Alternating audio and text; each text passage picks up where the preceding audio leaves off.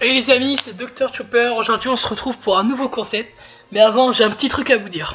Bon, au début j'ai créé cette chaîne pour parler de One Piece. J'ai commencé à faire des théories, des reviews pour vous voir et pour avoir une petite communauté, pour pouvoir faire plus de choses beaucoup plus importantes. Et ainsi faire ce qui me plaît le plus, c'est-à-dire débattre de différents sujets. Mais en vrai, c'est que j'aime pas réellement faire des théories et des reviews. On sait bien, mais bon, j'ai du mal à les faire. Je suis en manque d'aspiration et d'envie pour continuer comme ça. Donc je vais faire un nouveau concept. Je vais vous poser une question, vous devriez y répondre. Je sais que nous sommes peu sur la chaîne, mais je vais demander à des connaissances ou d'autres youtubeurs One Piece pour avoir plus d'avis possible. Bon, au début il n'y aura pas grand chose, c'est sûr, il y aura une dizaine, une vingtaine d'avis.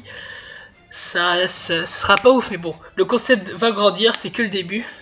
J'essaierai d'en faire au moins un par semaine, mais je vous promets rien. Et après, j'essaierai quand même de faire d'autres petites vidéos, théories, reviews. Des reviews quand tu auras des choses intéressantes à dire par rapport au scan. Bon, la toute première question est: Oda aurait-il intégré un chasseur de primes représentant une réelle menace? Et pensez-vous que c'est possible que ça arrive plus tard dans le futur de One Piece? Oui, il y a deux questions, mais c'est pour préciser un peu et étoffer les résumés. Il y a 8 oui et 2 non, je pense que c'est clair. On peut voir, c'est plutôt clair, que oui, ce serait intéressant d'intégrer un chasseur de primes réellement fort à l'histoire. Il y en a 2 qui disent que c'est possible pour l'avenir et 8 qui disent que c'est pas possible. Donc encore une fois, ça me semble plutôt clair. La majorité pense que cela n'est pas. Les réponses qui reviennent le plus, c'est oui, ce serait intéressant, mais pas possible car le manga il est trop avancé. On voit qu'il y a 2 personnes qui ont dit oui et c'est possible pour le futur. Il y en a 6 qui ont dit oui, mais c'est pas possible pour le futur. Il y en a 0 qui ont dit non, c'est possible parce que c'est tout simplement pas logique. Et 2 qui ont dit non, mais et de toute façon ce n'est pas possible.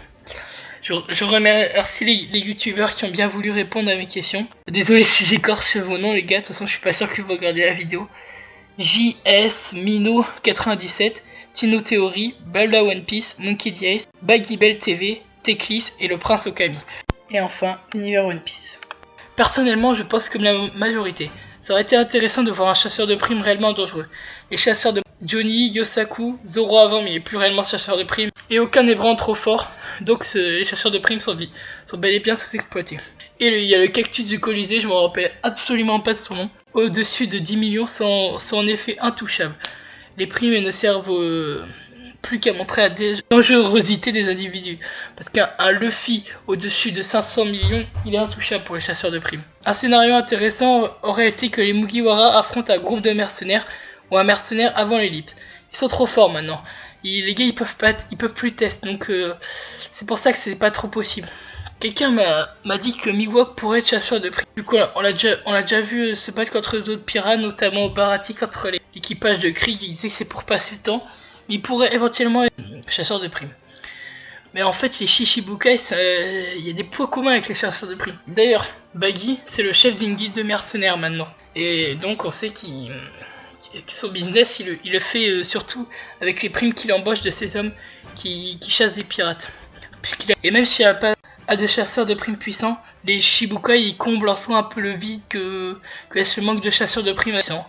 Donc ça aurait été intéressant, mais inutile maintenant que l'œuvre est aussi avancée. Bon, pour la semaine prochaine, ou pour dans 2 semaines, on verra. Je vais vous demander, est-ce que c'est une bonne chose qu'il y a de plus en plus d'utilisateurs du Haki des Rois? Pour l'instant, c'est qu'il y a Luffy, on l'a vu, c'est sûr.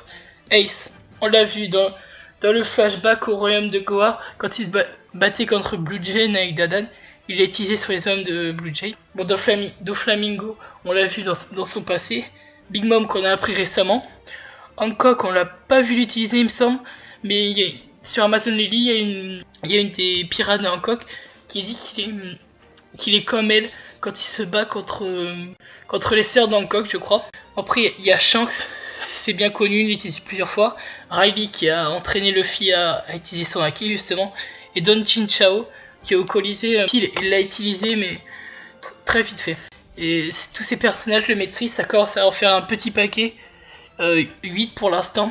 Il y en a, c'est presque sûr qu'ils le possèdent, comme Roger et Barbe Blanche. C'est des légendes vivantes, les mecs, c'est sûr qu'ils ont la Key des rois. Après, il y a des personnages plutôt puissants qu'on pourrait s'en douter qu'ils l'ont et qu'ils l'ont pas encore montré, ou qu'ils l'auront dans le futur, comme Zoro, Barbe Noire et Dragon, c'est assez probable.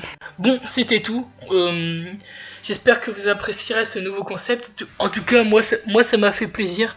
Et je prends plus de plaisir à faire ce genre de vidéo que celle d'avant. Allez, ciao!